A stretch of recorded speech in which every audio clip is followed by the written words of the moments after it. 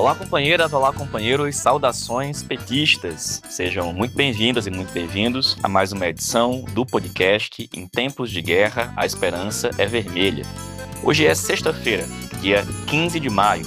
Eu sou o Patrick e toco a conversa junto com vocês.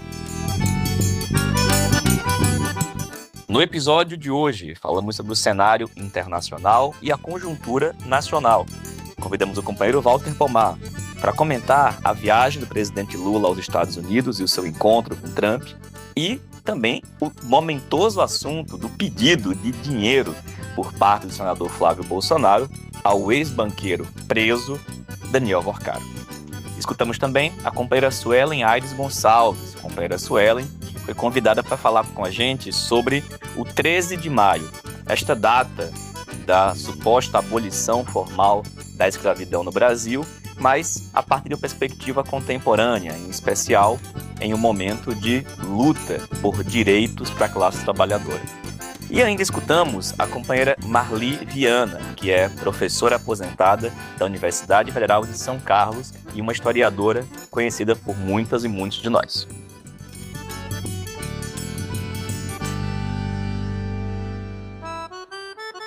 E pessoal, começamos a edição de hoje aqui do podcast falando do cenário internacional. Essa semana nós vimos pelo menos uma combinação de 3 situações que merecem destaque. Primeiro, a viagem do presidente Lula aos Estados Unidos e o seu encontro com o Donald Trump. Assunto esse que vai ser tratado daqui a pouquinho pelo companheiro Walter Pomar. Mas para além disso, a viagem de Trump para a China e o seu encontro com Xi Jinping. Bom, ao que tudo indica, este encontro entre Estados Unidos e China, agora realizado no país asiático, tem como principal questão a dinâmica de enfrentamento e de disputa comercial entre os dois países. Isso ocorre em um ambiente de guerras, com destaque para a guerra dos Estados Unidos e de Israel contra a República Islâmica do Irã, mas também a guerra comercial travada pelos Estados Unidos com a política econômica de Trump de impor tarifas a diversos países do mundo e com destaque para aqueles que possuem relações comerciais com a China. Ainda estão sendo divulgados os conteúdos da conversa, os termos daquilo que foi tratado, mas o fato é que este encontro demonstra a importância das relações internacionais e da disputa geopolítica travada pelo imperialismo dos Estados Unidos ante o crescimento da China.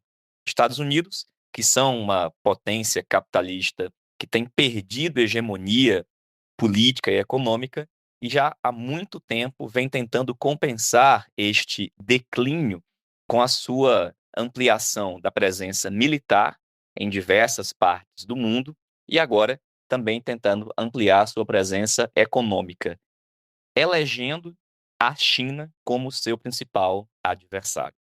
Ao longo dos próximos dias, a gente vai ter mais informações do que efetivamente foi discutido, do que a gente vai saber das conversas, mas um dos temas que certamente foi discutido é relacionado às terras raras e aos minerais críticos, assunto que também foi pauta da conversa entre o presidente Lula e Donald Trump.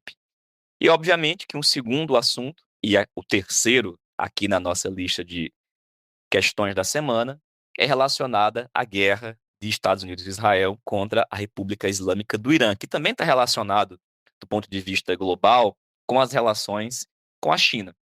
E o fato é que os Estados Unidos não aceitaram os termos apresentados pelo Irã para o encerramento definitivo da guerra. A guerra que teve início há quase 3 meses, no dia 28 de fevereiro, março, abril já se passaram, estamos chegando perto do dia 28 de maio, e mesmo que nós estejamos em um momento de cessar-fogo, o fato é que o Estreito de Hormuz continua com uma redução drástica do fornecimento de petróleo para diversas regiões do planeta, inclusive com um bloqueio feito pelos Estados Unidos em relação ao petróleo iraniano e aos países que negociam com o Irã. E, obviamente, que a China é um dos principais interessados. A dinâmica, portanto, impacta todo o planeta. A gente viu essa semana o dólar, que vinha em uma constante queda, por menor que fosse, voltar a subir e passar da fronteira dos R$ 5 ante o anúncio da recusa dos Estados Unidos ao não aceitar a proposta do Irã. Assuntos que merecem atenção, precisamos continuar muito atentos a os efeitos, em especial, do que vai ocorrer ao longo das próximas semanas e meses com a aproximação do calendário eleitoral, tanto aqui no Brasil quanto nos Estados Unidos. E antes de passar para o companheiro Walter Pomar, ainda destacar em relação às questões internacionais, as pesquisas divulgadas essa semana, as pesquisas tanto de intenção de voto quanto de aprovação do governo federal, que depois de algumas realizadas, apontam uma tendência agora de crescimento da aprovação do governo, inclusive com repercussões também na intenção de voto para o presidente Lula. Se em algum momento aquela curva se tocou entre a aprovação do governo e a reprovação, e também na intenção de voto para Lula e para o candidato da extrema-direita, o 01 do Bolsonaro. O presidente Lula agora, por exemplo, na pesquisa Quest divulgada, no segundo turno, está à frente do Flávio Bolsonaro, fora da margem de erro. Óbvio que, como a gente já falou aqui várias vezes, pesquisa eleitoral, em especial de segundo turno, a meses da eleição, não significa muita coisa. Mas, olhando em perspectiva, isso é uma pequena mudança ante a tendência anterior. E isso ocorre em uma semana que o presidente Lula se encontrou com Trump e aparentemente apresentou bons resultados e boas notícias, em que o governo tomou medidas que, do ponto de vista do impacto da comunicação, também tem efeitos positivos, como o fim da chamada taxa das blusinhas. E, além disso, né, vamos ver o impacto nas próximas pesquisas, a divulgação agora da participação que todo mundo já sabia que existia da família Bolsonaro, no caso Master, né, o Bolsomaster. Óbvio que a repercussão disso nas pesquisas ainda vai levar, né, algumas semanas para ser sentida, mas nós já vínhamos há algum tempo, né, com implicações de figuras muito próximas ao bolsonarismo, como foi o caso do senador Ciro Nogueira. Mas, bom, para falar tanto sobre a viagem de Lula aos Estados Unidos, quanto a divulgação por parte do site The Intercept Brasil dos áudios de Flávio Bolsonaro pedindo dinheiro para Daniel Vorcaro, a gente escuta agora o nosso companheiro Walter Pomar. Olá, Patrick. Olá, ouvintes do podcast, comandado pelo Patrick Campos Araújo. Patrick, eu estou aqui na Avenida do Estado, dentro de um carro, acompanhada por duas dirigentas, Maria Carlotto e Natália Sena, a mais nova integrante da corporação Mestra Jedi. E elas me autorizaram aqui a gravar deste local, deste momento, para você, a minha participação no podcast. E assim, Patrick, você pediu que eu comentasse dois assuntos. O encontro do Lula com o Trump e o affair filho do cavernícola / Vorcaro. E eu vou acrescentar a esses dois pontos dois outros que estão intimamente ligados. A melhora do Lula nas pesquisas e o debate sobre o programa e a linha de campanha. Vou começar pelo primeiro ponto, a reunião do presidente Lula com o Pato Laranja. Havia uma preocupação muito grande, porque o Pato Laranja, em outros episódios, agrediu, destratou pessoas que visitavam ele na Casa Branca, e ocorreu, pelo contrário, um impacto positivo aqui dentro do Brasil dessa visita. É verdade que não houve, ótimo, coletiva conjunta dos dois presidentes. Também não houve nota assinada pelos dois governos. O Trump se limitou a soltar um tweet fazendo um elogio ao Lula, que a mídia babaca aqui do Brasil repercutiu, né? E o Lula, por sua vez, deu uma ótima coletiva. E nessa ótima coletiva, que ele deu, como já foi dito, sozinho, ele fez um balanço positivo da reunião mantida por ele com o Pato Laranja. E ele detalhou os motivos pelos quais ele considerava essa reunião uma reunião positiva. Primeiro, nós ganhamos tempo na negociação das tarifas. Uma comissão vai trabalhar, uma comissão bilateral, por mais ou menos 30 dias, tratando do tema. Os 30 dias coincidem com a reunião que o Lula fará com o Trump um novo encontro por ocasião da reunião do G7. Aliás, em segundo lugar, no tema das terras raras e minerais críticos, o Lula acentuou que ele exige que haja investimento e que esse investimento signifique que aqui dentro do território nacional isso vai ser beneficiado, de maneira que a gente não seja exportador de primários, né? E sobre o tema crime organizado e eleições 2026, o Lula deixou claro que esse é um assunto nacional, é um assunto da nossa soberania, e que, portanto, não caberia discussão entre ele e o Pato Laranja. Evidente que o resultado positivo dessa reunião tem a ver, em parte, com as dificuldades que o Trump está tendo, seja as dificuldades externas, né? Eles não tiveram êxito no ataque à República Islâmica do Irã, seja as dificuldades internas, porque todas as pesquisas mostram que a impopularidade do Trump só faz crescer, e tem eleições lá em novembro. E tem a ver também, né, o êxito nosso nessa reunião tem a ver também com o fato de que ela ocorreu poucos dias antes da visita do Trump à China. E, evidentemente, ao Trump interessava ter um encontro positivo com o Brasil nesse contexto, né?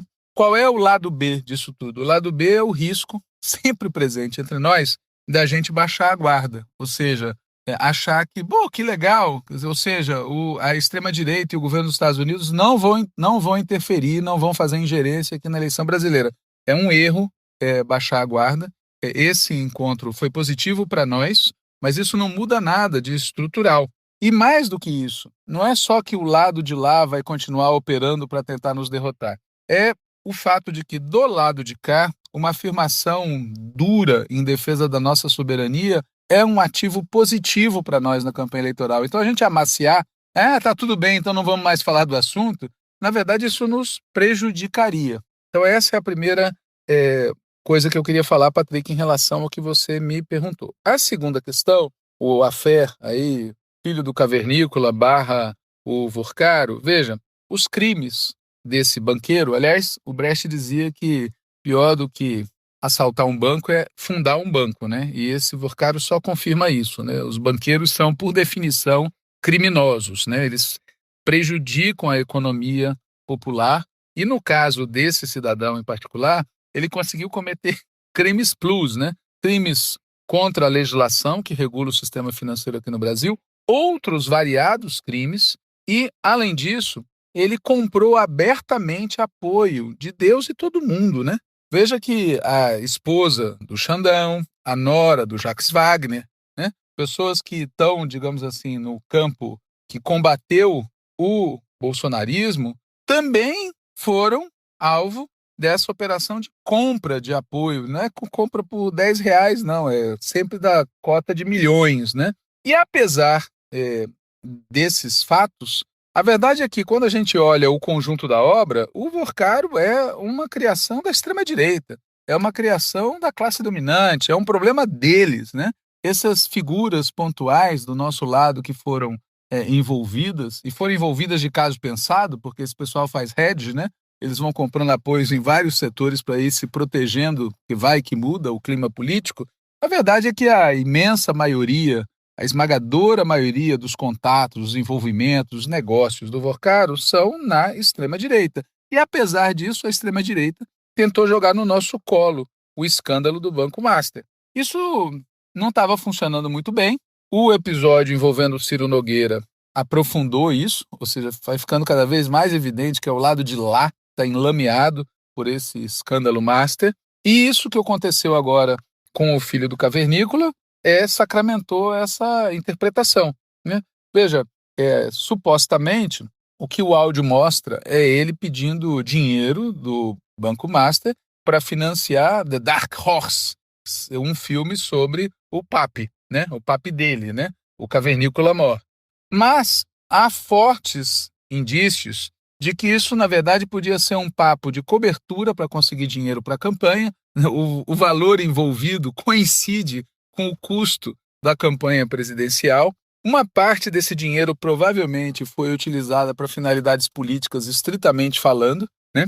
inclusive para financiar a estadia do outro cavernícola que está lá auto-exilado nos Estados Unidos. Pode ter havido desvio para finalidades pessoais. E a cereja do bolo é que pouco antes de vazar esse áudio, ele negava a existência de vínculos, né, com o Banco Master, com o Vorcaro, etc. Bom, de novo, dito isso tudo mostra a natureza do lado de lá. Dito isso tudo, é de novo importante que a gente não baixe a guarda, né? Muita gente ficou entusiasmado com isso tudo e começou a falar que isso é a bala de prata para liquidar a candidatura do filho do cavernícola. Primeiro tem que ter cautela analítica nesse negócio, né? Até o momento, os efeitos eleitorais medidos pelas pesquisas são muito pequenos, né? Houve uma flutuação positiva para nós, que a gente deve achar muito boa, uma flutuação que inclusive se deu em setores da população, eleitores indecisos, mulheres, que são setores que a gente tem que conquistar, portanto mostra que é por aí, é pelo debate político da soberania, é pelo debate político sobre o que significa o sistema financeiro, sobre o que significa a extrema-direita, que a gente ganha o apoio desse pessoal, mas a flutuação foi pequena. Em segundo lugar, óbvio que a gente deve sempre respeitar aquela máxima que quando o inimigo está errando, a gente não deve interrompê-lo. Mas a gente não deve cair na postura de achar que nós vamos ganhar dos caras graças aos erros deles. A gente tem que ganhar deles graças aos nossos acertos. Então essa ideia de que eles derraparam na casca de banana que eles mesmos jogaram no caminho, claro, a gente deve se divertir com isso, mas temos que entender que isso não é suficiente para a nossa vitória ter consistência e para ela nos ajudar a fazer um segundo mandato, aliás, um quarto mandato superior ao atual. É preciso que a nossa vitória seja produzida por nós mesmos, com trabalho político, com mobilização, com disputa, com conscientização de amplos setores populares. E, além disso, vamos lembrar que essa ideia de que a gente tem que ficar escolhendo o adversário não é um bom caminho. Veja, até um tempo atrás, o que se dizia? Que a direita ia buscar um nome mais ao centro, porque um nome mais ao centro facilitaria a eles a luta contra nós. Pois bem, o que se viu? O que se viu é que eles acabaram, até agora pelo menos, se juntando em torno de um nome mais à direita, o nome do filho do cavernícola.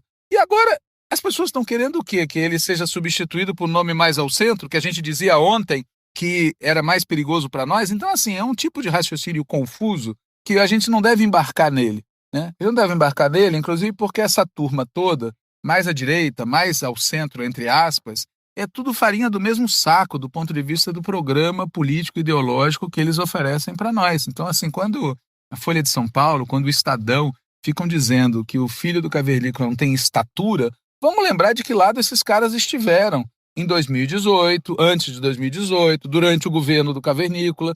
Não vamos nos iludir. Eles querem achar uma candidatura que seja confortável para eles e que nos derrote. Então, assim, ótimo que o lado de lá esteja com problemas, vamos deixar eles cometerem os erros e vamos bater pesado, bater muito pesado, não vamos amaciar, tá certo? Não vamos subestimar a capacidade deles de reagir, né, a resiliência deles, né?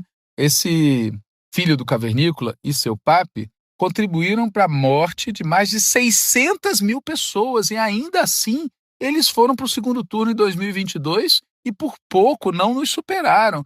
Então achar que frente a um genocídio, tá certo? Eles conseguiram, apesar do que eles fizeram de crime, chegar onde chegaram. Alguém acha que a fera aí do Banco Master e do Dark Horse vai ser a bala de prata? É querer se iludir sobre o tamanho da força que essa turma tem. Então vamos comemorar, mas com cautela analítica e principalmente vamos para a ofensiva na política. E aí entra o tema que eu também quero falar aqui do programa, né? Veja, dentro do nosso partido, na esquerda, tem duas posições sobre essa questão programática. Tem um setor que acha que o nosso principal problema é a avaliação crítica acerca do nosso governo e que essa avaliação crítica provém de um desconhecimento do que nós fizemos. Logo, a principal tarefa da campanha é apresentar o que nós fizemos, contrapor isso à herança maldita recebida do governo anterior e apontar o que nós faremos futuramente, que é uma continuidade do que nós estamos fazendo. Então, a operação é uma operação didática.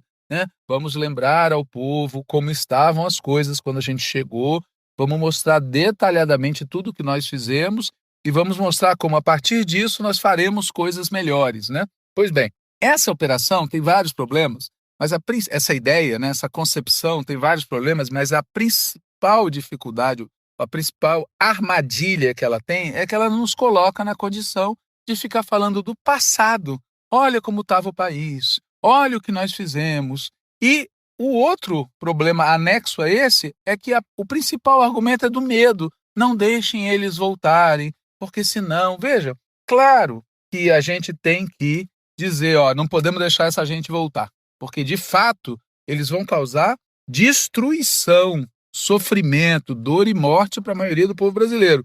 Claro que a gente tem que falar das nossas realizações e tem que ser didático, tem que falar da herança, tem que falar do que nós fizemos, etc. Mas o essencial para ganhar a batalha eleitoral, o essencial para conquistar o voto dos pobres que estão votando do lado de lá e dos trabalhadores pobres que não escolheram ainda em quem votar, é falar de futuro, é falar de esperança, é falar do que aonde a gente quer chegar. E quando eu comentei isso com uma pessoa que está envolvida aí com o debate da campanha, essa pessoa me respondeu o seguinte: mas tem que lembrar que o nosso candidato tem 80 anos e por isso, cara, eu discordo profundamente dessa visão, profundamente. Aliás, eu acho que essa visão é de quem veste a carapuça, veste a carapuça de uma coisa que eles querem colar em nós e que a gente não pode aceitar. Por que a gente não pode aceitar? Veja, a juventude é das nossas ideias, é das nossas propostas para o país. Não tem nada a ver com a juventude biológica de quem é o porta-voz disso. Esse filho do cavernícola, ele pode ser mais jovem do que o nosso candidato, mas é um velho decrépito do ponto de vista das suas ideias. Ele representa o passado mais escroto que a gente pode. Então, assim, não vamos vestir essa carapuça. Vamos lembrar, exemplo aqui, latino-americano, Mujica. Vamos lembrar do Andrés Manuel López Obrador. São duas pessoas que, do ponto de vista etário, biológico, são mais velhas do que a média da população, mas que encarnaram a esperança, o futuro, a ideia de que tem jeito, de que o mundo que vai vir aí vai ser melhor se a gente lutar. E essa mensagem de esperança é o que, na minha opinião, mais importa para enfrentar tudo, desde as questões que envolvem os Estados Unidos e a nossa soberania, as questões que envolvem o sistema financeiro e a lógica primária exportadora da nossa economia, e que envolvem a política. Nós temos que ser os mensageiros da esperança e o Lula sabe fazer isso. Ele já mostrou que sabe fazer isso inúmeras vezes e por isso ele não pode, a gente não pode aceitar que ele seja enquadrado nesse discurso de planilha, tá certo? De ficar falando, fiz isso, fiz aquilo outro. O fundamental é o seguinte: nós vamos construir um futuro diferente para o povo brasileiro. E essa tem que ser a mensagem fundamental. É isso, Patrick. Se passar no teu crivo aí de censura, publica. Se não passar, não publica. E lembre-se, agora nós temos uma Jedi entre nós. Valeu, Walter. Obrigado, companheiro. E é isso aí. A gente vai precisar falar muito desse assunto ao longo das próximas semanas, né? Pode ser que as coisas assumam uma tendência de melhora que diz respeito tanto à aprovação do governo quanto em relação à intenção de voto no presidente Lula, mas mantenhamos a guarda alta, né? Não achemos que vão ser questões pontuais como essa, por exemplo, do Flávio pedindo dinheiro, ou seja, não é esse o fato que vai demonstrar que a família Bolsonaro é ladra e corrupta. Esse é só mais um caso. E a base bolsonarista, ela é a base bolsonarista, apesar disso. Essa não é uma questão que faz a base bolsonarista deixar de ser menos bolsonarista. Não é porque o Flávio é envolvido com todos os esquemas de corrupção que foram divulgados até hoje, por exemplo, no Rio de Janeiro, e também dentro da sua família. Não é o fato de que Bolsonaro conduziu, durante a pandemia, um genocídio no nosso país que fez a base do Bolsonaro ser menos bolsonarista. Então, mantenhamos a guarda alta, para não achar que haverá uma bala de prata para resolver as questões, em especial as questões políticas e eleitorais. Mas, dito isso, a gente vai escutar agora a companheira Suelen Aides Gonçalves, porque essa semana nós tivemos o 13 de maio, uma data que é marcada como a abolição formal da escravização humana no Brasil. A gente falou desse assunto há alguns meses, quando o companheiro Adriano Bueno veio aqui e falou sobre a decisão da ONU que definiu a escravização humana como o mais bárbaro crime contra a humanidade.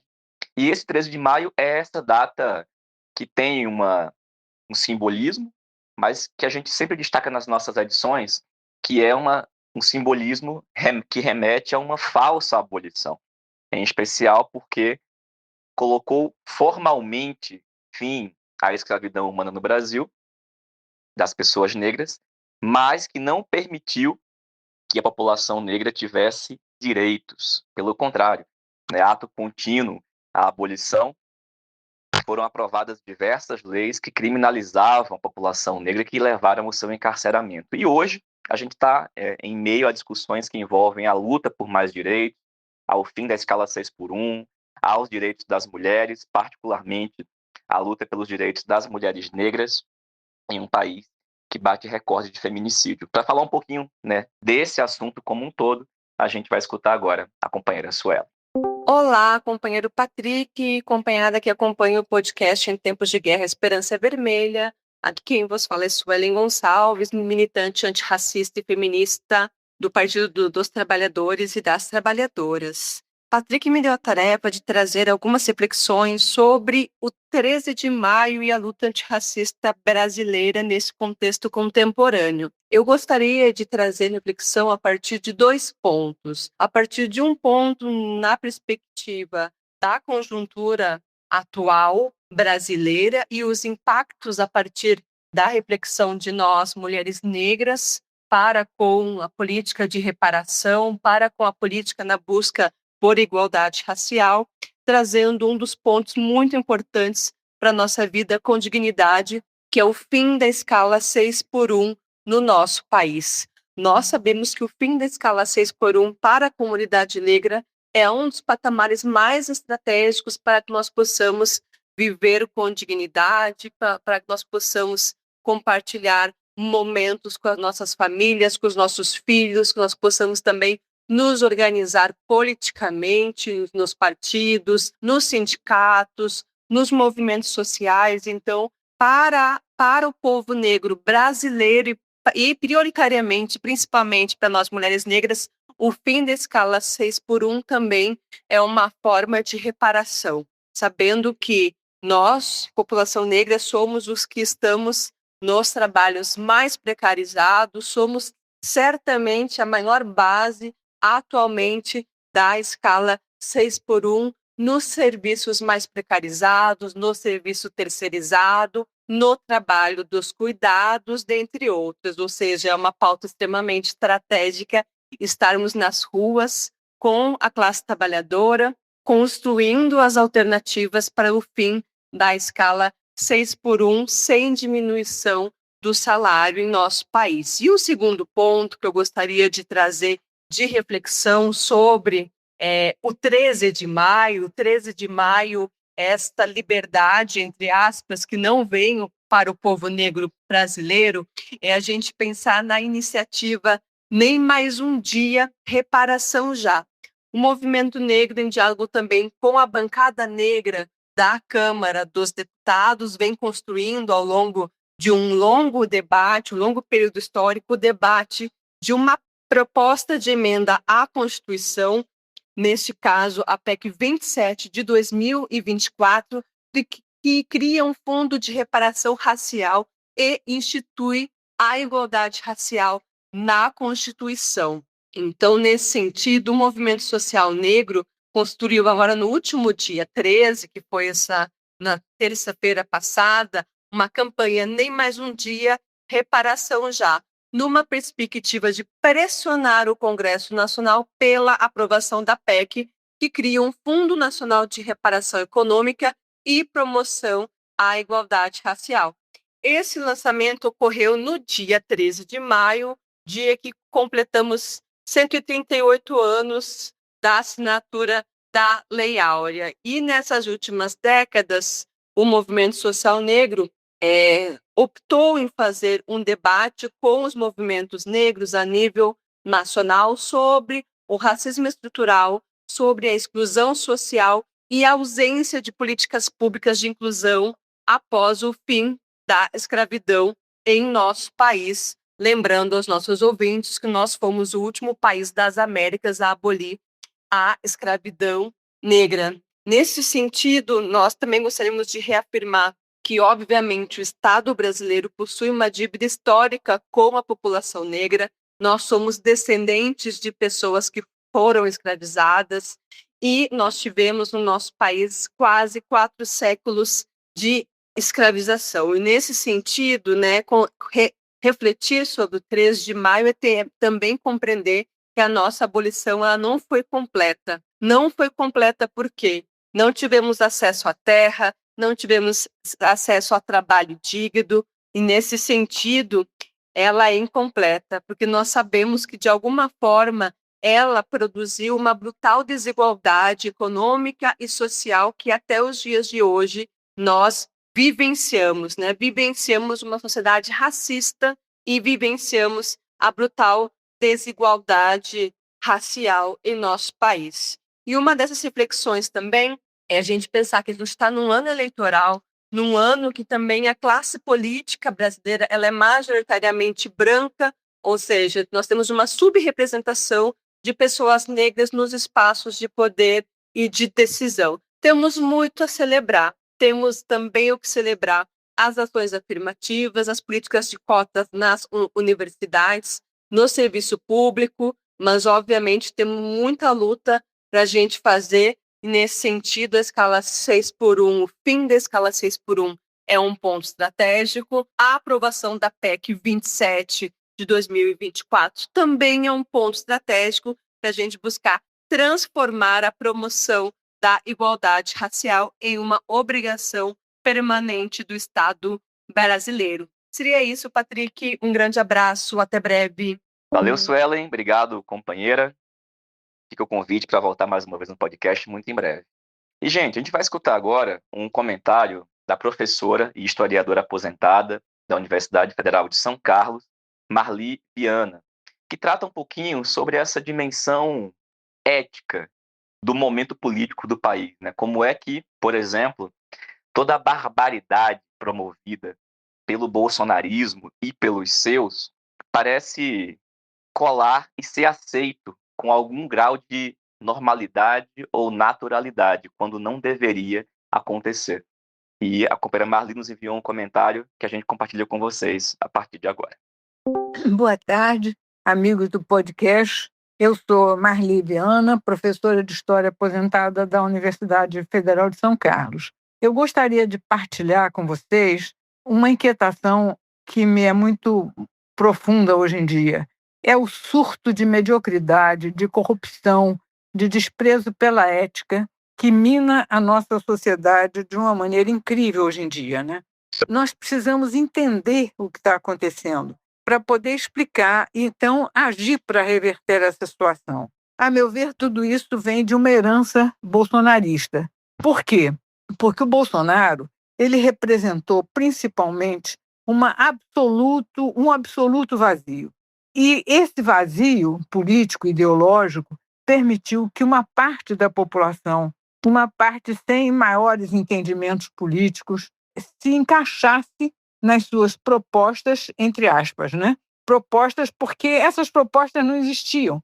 A única proposta que é consistente era ser contra a política da qual ele se locupletou durante 27 anos, sem dizer muito a que veio. Ele e a sua família, hoje em dia, todos os seus filhos, Uma posição política, entre aspas também, que permitiu que desconhecidos como Witzel, como o Cláudio Castro, que hoje em dia estão suspeitos, um já foi até impeachado, E como o próprio Tarcísio. E outra coisa, a meu ver, espantosa é a criação, o surgimento explosivo de 2 partidos como o PL, por exemplo, e o PP, que surgiram dentro deste grande vazio e emaranhado que foi o surgimento do mito do Bolsonaro. Quer dizer, você tem uma pessoa como Valdemar da Costa Neto, que já foi implicado em algumas coisas, e agora o Ciro Nogueira, que além de toda a implicação com o Banco Master, está implicado também na questão da Refit aqui do Rio.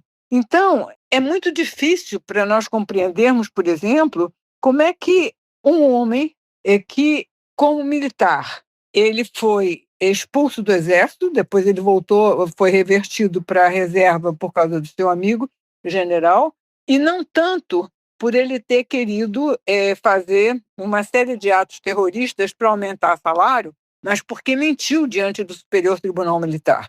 Ele negou o quanto pôde. Depois, quando apresentaram as provas concretas, ele teve que admitir a verdade, o que parece que é uma herança de família, né? Está se vendo agora com Flávio Bolsonaro. Então, uma pessoa que, durante a pandemia, que matou milhares de pessoas, foi para a televisão, a vivo e a cores, debochar de quem estava morrendo sufocado. Como é possível que as pessoas aceitem isso, passem isso?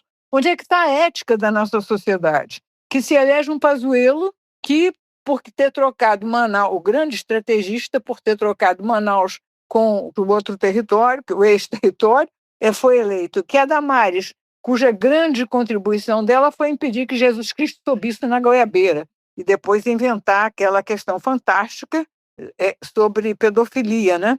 Outra coisa que eu também não entendo é uma certa timidez do PT de enfrentar algumas situações. Por exemplo, Bolsonaro foi preso na Papudinha. Teve um quarto, uma acomodação maior do que muitos apartamentos. Todas as facilidades dadas a ele. E o Flávio Bolsonaro disse que aquilo era uma tortura.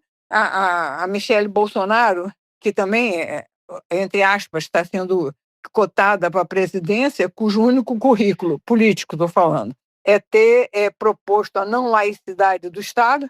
Muito bem, então fizeram um escândalo na prisão dele.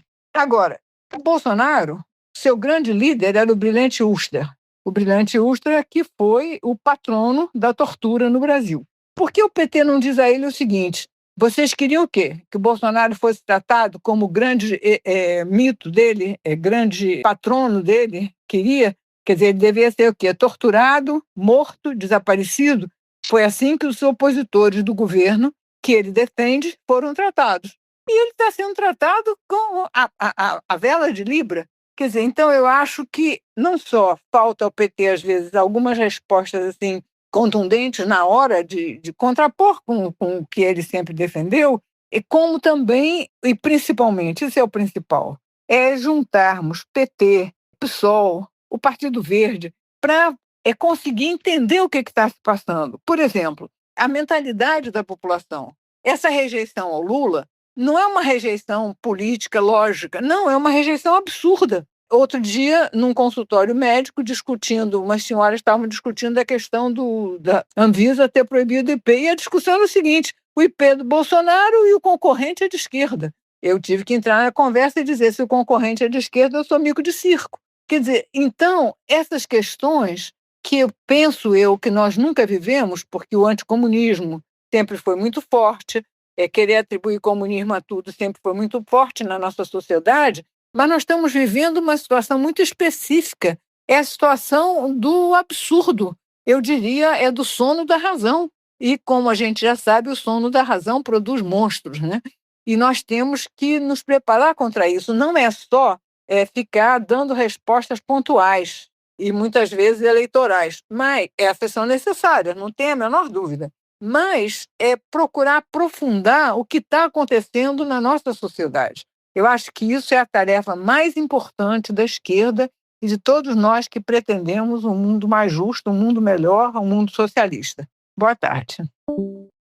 Esse foi o comentário de Marli Viana, que fica aqui convidada desde já a voltar ao podcast.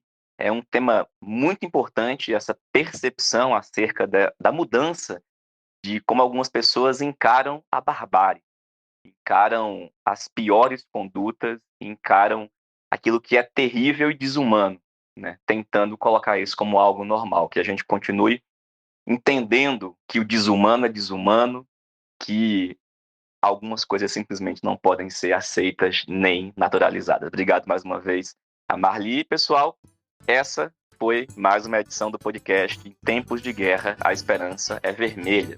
A gente se reencontra aqui na próxima semana. Se você gostou da edição, ajude a divulgar, encaminhe esse link para os seus conhecidos, amigos e também divulga nas suas redes. A gente se reencontra aqui muito em breve. Saudações petistas e até mais.